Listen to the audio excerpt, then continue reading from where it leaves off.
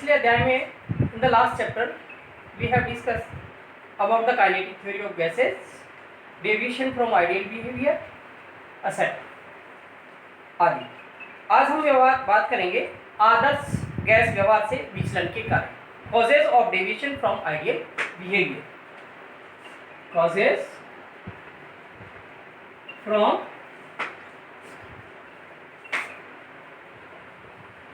deviation, causes of deviation from ideal behavior, आदर्श व्यवहार से विचलन के कारण। हम जानते हैं कि जब हम पीवी और पी के बीच में आदर्श गैस के लिए कर्व खींचते हैं तो हमने ये देखा था कि पीवी और पी के बीच में जब हमने कर्व खींचा था तो आदर्श गैस के लिए हमारे को एक स्ट्रेट लाइन प्राप्त होती है। परंतु जब हम वास्तविक गैसों की बात करते हैं तो वास्तविक गैसों में हमने ये पाया था कि इसमें पहले पीवी के मान में पी के बढ़ने पर कमी होती है और उसके बाद में वृद्धि होती है। जो हमने लाइट गैसेस के लिए हीलियम और हाइड्रोजन के लिए देखा था कि इनका मान पहले कम होता है, भारी गैसों के लिए कम होता है और लाइट गैसों के लिए हीलियम और हाइड्रोजन के लिए जो है इसका मान रेगुलरली इंक्रीज होता जाता है। तो वास्तविक गैसों के लिए पीवी और पी के बीच में कर्व खींचने पर यह विचलन क्यों आ रहा है, इस विचलन के बारे में हम बात करेंगे। तो इसकी व्याख्या जो है, हमने ये देखा कि गैसों का जो अनुगतिक सिद्धांत है वो आदर्श गैस के व्यवहार की व्याख्या करने में तो सफल रहा, परंतु वास्तविक गैसों के व्यवहार की व्याख्या करने में असफल रहा, मतलब व्याख्या नहीं कर सका। इसके मुख्य रूप से हम जो काइनेटिक थ्योरी ऑफ गैसेस पढ़ा था उसमें दो पॉइंट्स को हम देख सकते हैं। पहला पॉइंट हमारा यह है कि गैस के एक अणु का आयतन संपूर्ण गैस के आयतन की तुलना में नगण्य माना गया था। जो काइनेटिक थ्योरी ऑफ गैसेस का एक पोस्टुलेट था कि एक गैस के अणु का आयतन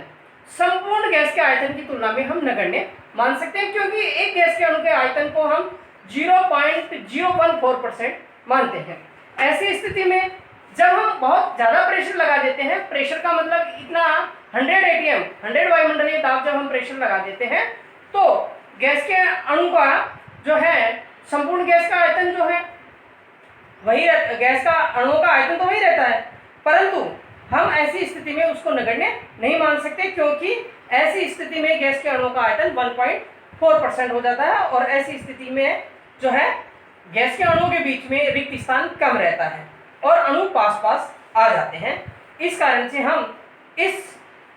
जो है पोस्टुलेट में संशोधन करना चाहेंगे। दूसरा जो कारण था वो था कि गैस के अणु के बीच में अट्रैक्शन फोर्सेस का नहीं पाया जाना। काइनेटिक थ्योरी ऑफ गैसेस के अंदर ये बताया गया था कि गैस के अणु के बीच में there is no attraction and no repulsion forces between the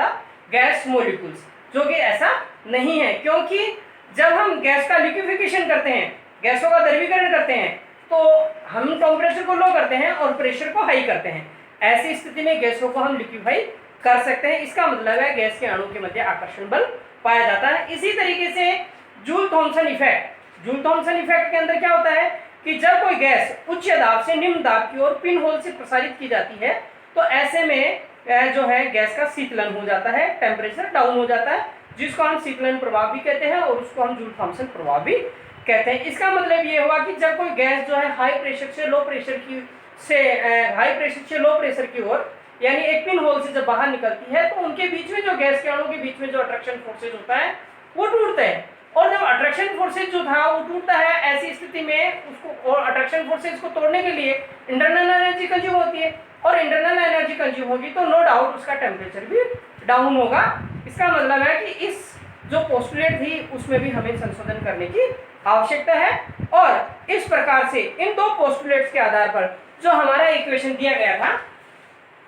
PV बराबर nRT, यदि n बराबर हम 1 रखते हैं, 1 मॉलिक्यूल्स रखते हैं, तो हमारा इक्वेशन हो जाता है पीवी बराबर RT, जो आइडियल गैस इक्वेशन था। आइडियल गैस इक्वेशन था। यदि हम इस गैस को, आइडियल गैस इक्वेशन को यदि हम रियल गैसेस के ऊपर अप्लाई करना चाहते हैं तो हमें इसमें कुछ संशोधन करना होगा, और संशोधन करके हमें एक नया इक्वेशन प्राप्त करना होगा। और इसके लिए सबसे पहले वैन डर वाल ने एक समीकरण ड्राइव किया था जिसको हम वैन डर वाल इक्वेशन कहते हैं, और वैन डर वाल ने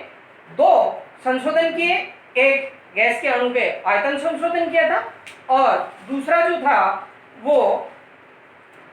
आयतन संशोधन किया, और दूसरा जो है आयतन संशोधन करते हुए वर्जित आयतन की कैलकुलेशन की, और दूसरा दाब करेक्शन किया, और दाब करेक्शन करके वो जो गैस के अणु का आयतन था, सॉरी दाब था, उसके अंदर प्रेशर जो है उसको इंक्लूड किया, और इस प्रकार से